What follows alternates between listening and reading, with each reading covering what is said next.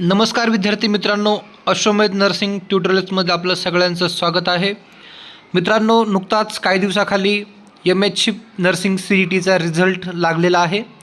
बऱ्याच विद्यार्थ्यांना बऱ्यापैकी चांगले मार्क्स मिळालेले आहेत, पर्सेंटाइल्स मिळालेले आहेत. आता विद्यार्थ्यांसमोर सध्या एकच प्रश्न असतो की कोणकोणते डॉक्युमेंट्स आपल्याकडे असणं गरजेचं आहे. कारण कॅप राऊंडच्या रजिस्ट्रेशनसाठी तुम्हाला सध्या वेळ आहे आणि कॅप राऊंडच्या रजिस्ट्रेशनसाठी तुम्हाला तुमच्याकडे हे सगळे डॉक्युमेंट्स असणं गरजेचं आहे, जे मी या व्हिडिओमध्ये अपलोड करत आहे. तर मित्रांनो, हा व्हिडिओ पूर्णपणे लक्ष देऊन ऐका, कारण या व्हिडिओमध्ये फक्त त्या डॉक्युमेंट्सची नावच नाही तर बाकी पण नर्सिंगच्या बद्दल मी बऱ्याच गोष्टी किंवा ॲडमिशनबद्दलच्या बऱ्याच गोष्टी मी त्या ठिकाणी डिस्कस करणार आहे. सविस्तरपणे डॉक्युमेंटसोबतच सांगणार आहे. त्यामुळे व्हिडिओ पूर्णपणे शेवटपर्यंत बघा. व्हिडिओ जर आवडला तर चॅनलला लाईक करा, शेअर करा, सबस्क्राईब करा, तुमच्या मित्रांना देखील पाठवा, जेणेकरून त्यांनाही याबाबत कुठलेही डाऊट्स असतील तर डॉक्युमेंट्सचे क्लिअर होतील. आणि हे जे डॉक्युमेंट्स आहेत या व्यतिरिक्त एखाद दुसरं डॉक्युमेंट्स लागू शकतं, परंतु हे डॉक्युमेंट्स तुमच्याकडे असतील तर तुमचं रजिस्ट्रेशन आणि ॲडमिशन घेण्यासाठी तुम्हाला कुठल्याही प्रकारचा त्या ठिकाणी त्रास होणार नाही. त्यामुळं तात्काळ लवकरात लवकर तुम्ही हे डॉक्युमेंट्स काढण्यासाठी प्रयत्न करायचे आहे. डॉक्युमेंट्स अवेलेबल नसतील तर तुम्ही ते काढून घ्यायचे आहेत, कारण डॉक्युमेंट्सला साधारणतः 8 ते 15 दिवस किंवा कधी 1 महिना देखील लागू शकतो. त्यामुळं प्रोसेस आजकाल सॅटर्डे संडे सुट्ट्या असतात, त्यामुळं किंवा एखादी कुठली लोकल लेवलची सुट्टी असेल तर त्यामुळं प्रॉब्लेम होतो, किंवा अधिकारी वगैरे नसतील जागेवर तर त्यामुळं देखील प्रॉब्लेम होतो. तर त्यासाठी डॉक्युमेंट्स तुम्ही तात्काळ काढायचे आहेत. आणि जास्त टाईम वेस्ट न करता व्हिडिओला मी सुरुवात करतो आहे. तर documents required for nursing admission 2026-27 म्हणजे 2026-27 हे जे अकॅडमिक इयर आहे त्यासाठी तुम्हाला जर नर्सिंगला ॲडमिशन घ्यायचं असेल तर तुम्ही या प्रकारे खालील प्रकारे डॉक्युमेंट्स असणं गरजेचं आहे तुमच्याकडं. सगळ्यात पहिल्यांदा आपण बघूयात SSC मार्कशीट, म्हणजे तुमचं 10वीचं मार्कशीट असणं गरजेचं आहे. तुमच्याकडं 10वीचं मार्कशीट एक असायला पाहिजे. त्यासोबत SSC सर्टिफिकेट. आता SSC सर्टिफिकेट म्हणजे काय, काही ठिकाणी आपण त्याला सनद असं म्हणतो, 10वीची सनद. ठीक आहे, कारण सनदेवरती काय असतं, तुमचं डेट ऑफ बर्थ असतं, आईचं नाव असतं. तर तुमचं ते डेट ऑफ बर्थ आणि आईचं नाव हे पुरावा म्हणून त्या ठिकाणी बऱ्याच वेळेस हे सनद मागवली जाते. तर SSCचं जे सर्टिफिकेट आहे, पासिंग सर्टिफिकेट आपण त्याला म्हणतो, किंवा ती सनद असते ती तुम्हाला तुमच्याकडे असणं गरजेचं आहे. त्यानंतर आहे HSC मार्कशीट. HSC मार्कशीट म्हणजे 12वीचं मार्कशीट. आता बऱ्याच विद्यार्थ्यांचा रिझल्ट लागलेला आहे, परंतु त्यांनी आणखी 12वीचं मार्कशीट घेतलेलं नसतं. तर विद्यार्थ्यांनो, तात्काळ तुम्ही तुमच्या कॉलेजला जायचं आहे आणि त्या कॉलेजमध्ये तुमचा TC यासोबतच तुमचं 12वीचं मार्कशीट आणि 12वीचं सर्टिफिकेट त्या ठिकाणी घ्यायचं आहे. तर आपण बघूयात नेक्स्ट आणखी HSC मार्कशीट म्हणजे 12वीचं मार्कशीट असणं तुमच्याकडं गरजेचं आहे. त्यानंतर HSC सर्टिफिकेट. HSC सर्टिफिकेट म्हणजे आपण सनद असं म्हणतो, 12वीची सनद. तर ती 12वीची सनद किंवा पासिंग सर्टिफिकेट त्या ठिकाणी HSCचं असणं तुमच्याकडं गरजेचं आहे. तर ते सर्टिफिकेट बऱ्याच वेळेस उशिरा भेटतं, कधी दिवाळीला वगैरे अगोदर भेटायचं, परंतु आजकाल ते लवकर HSC मार्कशीटसोबतच ते पण भेटून जातं. तर HSCचं सर्टिफिकेट देखील तुम्ही तात्काळ कॉलेजला जाऊन घ्यायचं आहे. त्यानंतर दुसरं आहे नॅशनॅलिटी डोमिसाईल. तर एक सर्टिफिकेट असतं एज, नॅशनॅलिटी अँड डोमिसाईल नावाचं. तर एज अँड नॅशनॅलिटी डोमिसाईल नावाचं सर्टिफिकेट असतं, म्हणजे तुमचं ते अधिवास, पहिलं मराठीमध्ये त्याला अगोदर अधिवास सर्टिफिकेट असं म्हणायचो. तुम्ही कुठं राहताय, काय राहताय, त्यासाठी तुमचं नॅशनॅलिटी चेक करण्यासाठी ते असतं भारतीयत्वाचं सर्टिफिकेट. तर एज अँड नॅशनॅलिटी सर्टिफिकेट म्हणून आहे, ते देखील तुम्हाला काढायचं आहे. आठवड्याभरात ते निघून जातं. त्यानंतर आहे ट्रान्सफर सर्टिफिकेट किंवा लिव्हिंग सर्टिफिकेट. ठीक आहे, किंवा त्याला आपण दुसरं नाव मायग्रेशन सर्टिफिकेट देखील म्हणतो. तर बऱ्याच ठिकाणी अलग अलग नावानं त्याला उच्चारलं जातं. CBSEमध्ये वेगळं असेल, तुमचं स्टेट बोर्डमध्ये वेगळं नाव घेत असतील, ती गोष्ट वेगळी. परंतु तुमचं ट्रान्सफर सर्टिफिकेट त्याला आपण TC असं म्हणतो, TC किंवा लिव्हिंग सर्टिफिकेट LC. ठीक आहे, किंवा लिव्हिंग सर्टिफिकेट LC. तुमच्याकडे TC असणं गरजेचं आहे. बऱ्याच वेळेस काय होतं, 12वीचे विद्यार्थी कॉलेजमधून TC घेत नाहीत, तसंच कॉलेजमध्ये TC पडलेला असतो, कारण बऱ्याच विद्यार्थ्यांचं नो ड्यूज क्लिअर झालेलं नसतं. म्हणजे तुमचे काहीतरी प्रात्यक्षिकाचे पैसे असतील, किंवा कॉलेजची काय फीस असेल, किंवा छोट्या मोठ्या काही 10-5 रुपयाच्या गोष्टी असतात, त्या तुमच्या कॉलेज तुमच्याकडून घेणार असतं, ते तुम्ही ते दिलेलं नसतं. त्यामुळे तुमचा TC अडवून ठेवलेला असतो. तर तुम्हाला तो TC क्लिअरन्स करून त्या ठिकाणी TC घ्यायचा आहे, कारण TC शिवाय पुढच्या गोष्टी वाढत नाहीत, पुढच्या गोष्टी कुठंच तुम्हाला भेटणार नाहीत. तर ट्रान्सफर सर्टिफिकेट, लिव्हिंग सर्टिफिकेट किंवा मायग्रेशन सर्टिफिकेट आपल्याला TC असं म्हणतो, हे असणं गरजेचं आहे. त्यासोबतच तुमच्याकडं कास्ट सर्टिफिकेट देखील असायला पाहिजे. कास्ट सर्टिफिकेट हे खूप महत्त्वाचं आहे. कास्ट सर्टिफिकेट काढण्यासाठी थोडासा वेळ लागतो, त्यामुळं कास्ट सर्टिफिकेट तुम्ही एक सोबत घ्या. त्यानंतर आहे कास्ट व्हॅलिडिटी सर्टिफिकेट, म्हणजे कास्ट व्हॅलिडिटी होणं गरजेचं आहे. आता सध्या काय आरक्षणाचे बऱ्याच गोष्टी या ठिकाणी चाललेल्या आहेत, त्यामुळं बऱ्याच वेळेस तुमच्याकडे कास्ट सर्टिफिकेट असेल परंतु त्याची कास्ट व्हॅलिडिटी तुम्हाला भेटणार नाही. कारण हे सध्या रिझर्वेशन खालीवरी झालेले आहेत, सगळे OBC WS वगैरे या गोष्टी चेंजेस झालेल्या आहेत. त्यामुळं तुमच्याकडे जर कास्ट सर्टिफिकेट असेल तर तुम्ही तात्काळ कास्ट सर्टिफिकेट घेणं गरजेचं आहे आणि 1 महिन्याभरामध्ये तुम्हाला ते क्लिअर करायचं आहे. कास्ट व्हॅलिडिटी सर्टिफिकेट बऱ्याच वेळेस तुम्हाला रजिस्ट्रेशन करण्यासाठी कास्ट व्हॅलिडिटी सर्टिफिकेट मागितलं जातं आणि जर तुमच्याकडे कास्ट व्हॅलिडिटी सर्टिफिकेट नसेल किंवा कास्ट सर्टिफिकेट नसेल तर तुमचा फॉर्म हा तुम्हाला ओपन कॅटेगरीमधून भरावा लागतो. म्हणजे तुम्हाला कुठल्याही जातीचं तुम्हाला त्या ठिकाणी आरक्षण भेटणार नाही. तुमचं नंबर लागण्यापासून ते तुमचं जे काय ॲडमिशन आहे ते सगळं तुमचं कास्ट ओपनमधूनच होईल. म्हणजे तुम्हाला कॉलेजची जी काय फीस असेल ती फीस पूर्णपणे भरावी लागणार, तुम्हाला स्कॉलरशिप भेटणार नाही जर तुम्ही मुलगा असाल तर. ठीक आहे, तर या गोष्टी आहेत. तुम्हाला कास्ट सर्टिफिकेट आणि कास्ट व्हॅलिडिटी काढून घेणं गरजेचं आहे. कास्ट व्हॅलिडिटी बऱ्याच विद्यार्थ्याकडे नसते, तर ती कास्ट व्हॅलिडिटी तात्काळ तुम्ही काढून घ्या. त्याची पावती वगैरे असेल दाखल केलेली ती देखील तुम्ही सोबत बाळगू शकता. त्यानंतर आहे नॉन क्रिमिनल सर्टिफिकेट.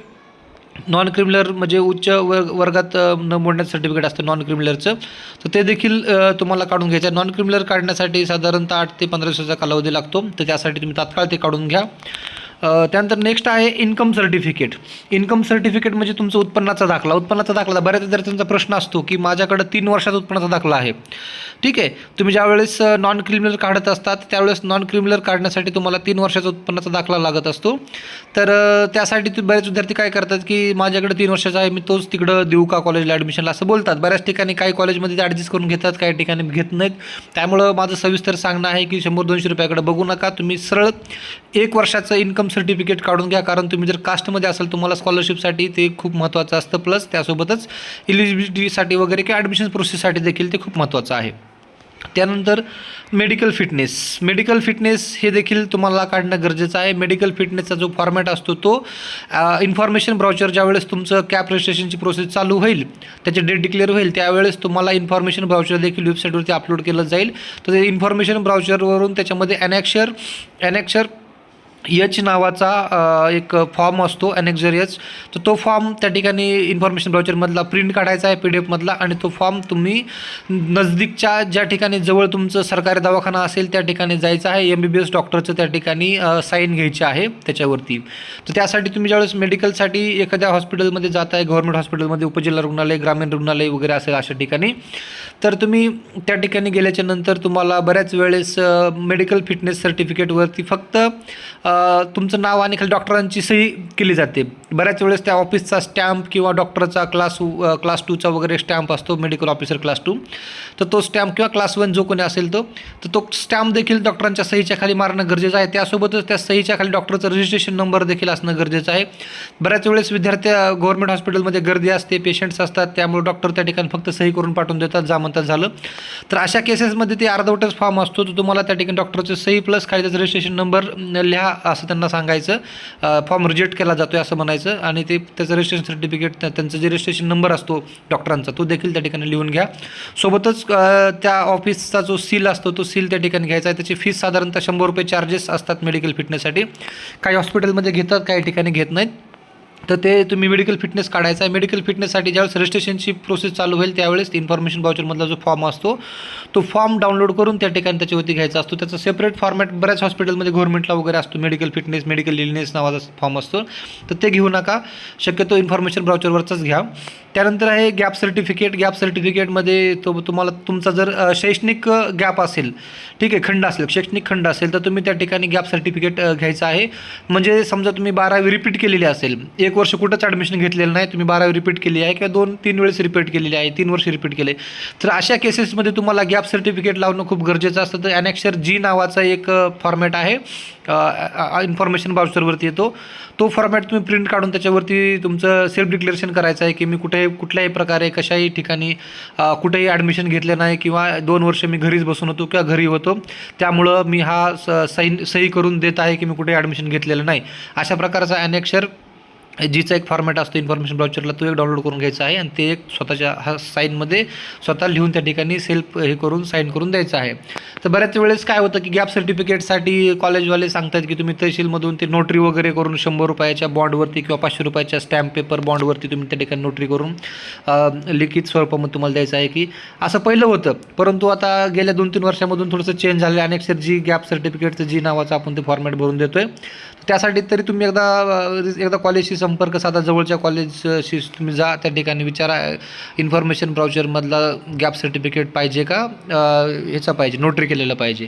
कारण बऱ्याच ठिकाणी कॉलेजवाले नोटरीवाला मागतात. तर इन्फॉर्मेशन मी तर ॲडमिशन आमचे जो इन्फॉर्मेशन ब्राउचर आहे त्याच्यावरचं जी आहे फॉर्म जी, त्याच्यावरूनच आम्ही प्रिंट काढून दिलेलं आहे. गॅप सर्टिफिकेटचं तुम्ही एकदा जस्ट कॉलेजशी कन्फर्म करून घ्या.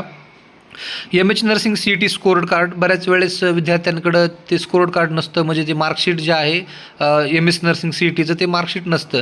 तर तुमचं जे हे MS nursing CET scored card आहे तुम्हाला ॲडमिशन झाल्याच्या नंतर देखील दरवर्षी लागतं. म्हणजे तुम्हाला पुढं स्कॉलरशिपसाठी त्या ठिकाणी दरवर्षी अपलोड करायला लागतं वेबसाईटला.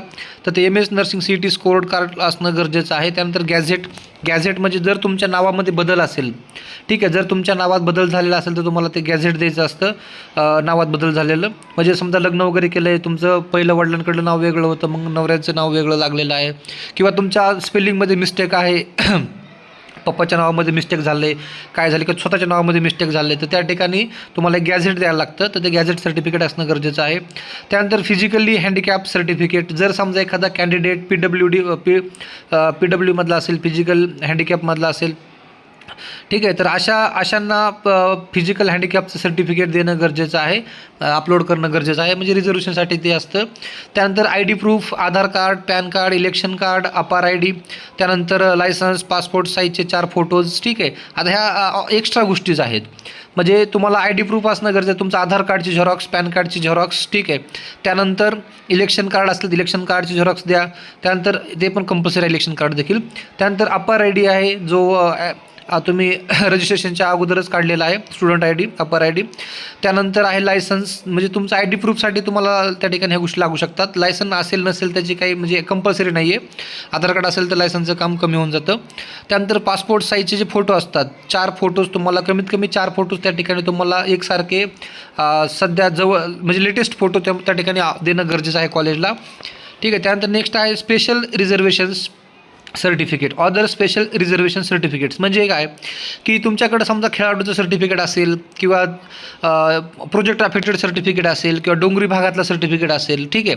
तर असे सर्टिफिकेट्स असतील, किंवा स्पेशल कुठलं तरी एखादं रिझर्वेशन आहे जे तुम्हाला त्या ठिकाणी, एक सर्व्हिसमॅन असेल किंवा काय असेल, तर ते स्पेशल रिझर्वेशन असलेलं सर्टिफिकेट्स असेल तर ते तुम्हाला त्या ठिकाणी द्यायचं आहे. किंवा अदर सर्टिफिकेट्स असतील तुमचे काय स्पेशल, की तुम्ही समजा तुमची 10वी महाराष्ट्राच्या बाहेर झाली आहे, 12वीला तुम्ही इकडं आलात, तर ते तुमचं सर्टिफिकेट असेल एखादं, मग ते मायग्रेशनचं तर ते सर्टिफिकेट असलं ते घ्या, ठीक आहे. जे तुमच्याकडे एक्स्ट्रा सर्टिफिकेट्स असतील ते असणं गरजेचं आहे सोबत. त्यानंतर 2 sets of attested Xerox copy of all documents, म्हणजे तुम्ही जेवढे काही डॉक्युमेंट्स एक ओरिजिनल डॉक्युमेंटचा जो काही बंच बनवणार आहोत, सेट बनवणार आहोत फाईलमध्ये, तो सेम तसाच झेरॉक्स काढून तुम्हाला त्याच्या 2 कॉपीज त्या ठिकाणी अटेस्टेड करायच्या आहेत. आता अटेस्टेड करताना पण बऱ्याच वेळेस कॉलेजमध्ये अगोदर 2015-16च्या अगोदर त्या ठिकाणी क्लास 1 किंवा क्लास 2च्या ठिकाणी जाऊन आपण त्या ठिकाणी डॉक्टरांकडून वगैरे, किंवा तहसीलदार असेल, कॉलेजचा मुख्याध्यापक असेल, यांच्याकडून आपण काय करायचो, त्यांचा स्टॅम्प मारून त्या ठिकाणी अटेस्टेशन करून आणायचो, साईन करून आणायचो. परंतु हे 2015-16पासून ते 16-17पासून सध्या ते सेल्फ अटेस्टेड आलेलं आहे. म्हणजे तुम्ही त्या ठिकाणी झेरॉक्सवर तुमचं स्वतःचं नाव टाकू शकता आणि खाली सही करायची आहे, ठीक आहे. तर सेल्फ अटेस्टेड आहे. परंतु तुम्ही अगोदरच अटेस्टेड करण्याची गडबड करू नका. तुम्ही कॉलेजला जा ॲडमिशनच्या वेळेस, आणि त्यानंतर तुम्ही त्यांना कसं पाहिजे त्यानुसार तुम्ही त्या ठिकाणी अटेस्टेड करून करा.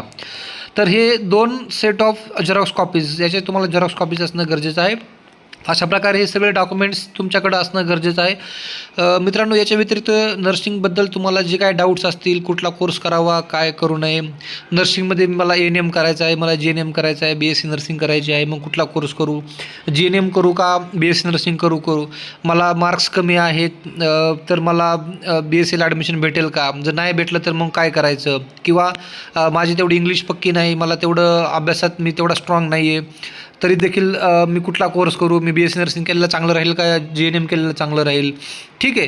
तर अशा प्रकारचे तुमचे जे काय डाऊट्स असतील सध्याच्या घडीला, सध्याच्या ॲडमिशन प्रोसेसचे असतील किंवा पुढचे कुठले असतील की कॉलेजला फीस किती असते, काय असते, स्कॉलरशिप कशी देतात, काय देतात, कुठल्या स्कॉलरशिप भेटतात, याच्याबद्दलही तुमचा डाऊट असेल तर मित्रांनो तुम्ही डाऊट सविस्तरपणे मला सांगू शकता. या चॅनलच्या माध्यमातून या व्हिडिओच्या खाली तुम्ही कमेंट करू शकता.